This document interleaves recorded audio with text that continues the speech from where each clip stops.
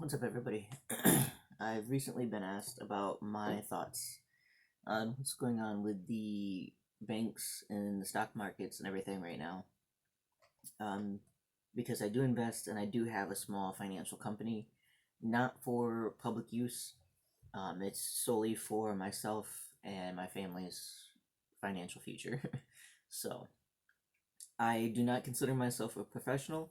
Anything I say on any of these videos is just my opinion from my experience, what I'm going through or what I'm thinking, and it is no way a recommendation for any companies, and I am not telling you what you should or should not buy. So we'll start there. With everything going on with the banks right now, I have heard talk that they are going to be releasing some kind of big financial overhaul at some point this year, and they want to do it on a Friday. And they're going to do that for a couple of main things. And they are very bad for the consumer all the way around. They're going to do it on a Friday because that way, especially with small regional banks, people can't access their money. So they'll have at least a few extra days to figure out what to do. The regional banks will when all of this stuff is announced. And that's bad for the consumer because you're going to be sitting all weekend freaking out about your money with millions of other people waiting for Monday to see what you can do. And I bet you on Monday they're going to close the banks and or limit what you can or can't expect to get out of your money back. That's another big reason why I don't like banks, on top of interest rates and loan compound interest kind of stuff. So I do have I use a small regional bank, local bank, for business transactions and other small things, bills and that kind of stuff. That's I only keep enough in there really to keep it open and do what I need to do with it for this reason. Plus, I mean, the compound interest on any bank account is pretty much zero for the consumer.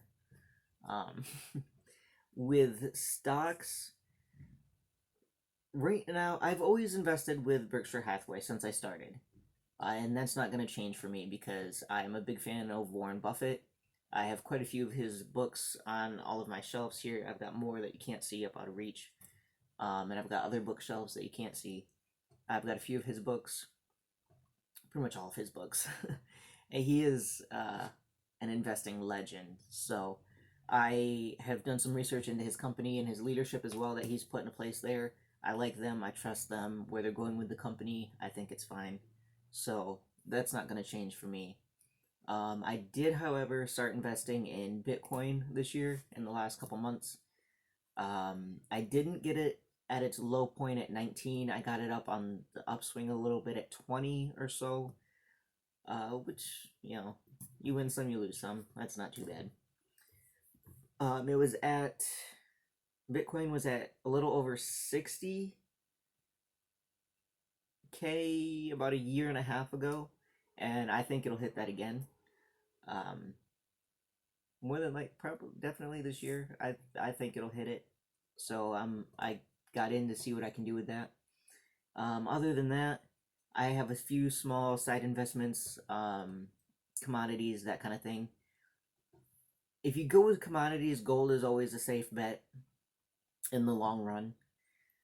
And I do believe that's on sale right now as well with the banking system and a lot of stuff. A lot of people are panicking because stocks are tanking in that sector, but in my mind, everything's on sale. You see all the red screens, everything's on sale. So that's how I look at it. Because they will come back. They will bounce back. It's just a matter of time. So, and then things like electric is always a good bet. Oil's pretty safe. Defense funds are always pretty good. Just depends on what what you're comfortable with. So that's my little spiel on it and my opinions. So if there's anything specific that you want to know, definitely reach out and ask me, and I'll see what kind of answers I can get for you.